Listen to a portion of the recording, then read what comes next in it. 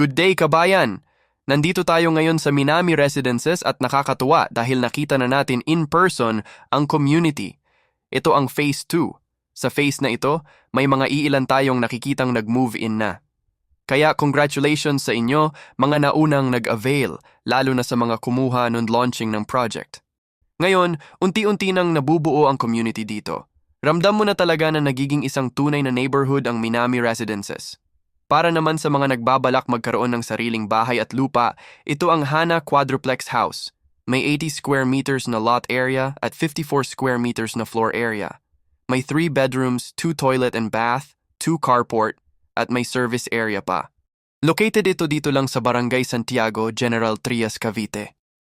At ang kagandahan pa, less than 10 minutes away lang ito sa SM City General Trias, Cavite na magbubukas na ngayong taon.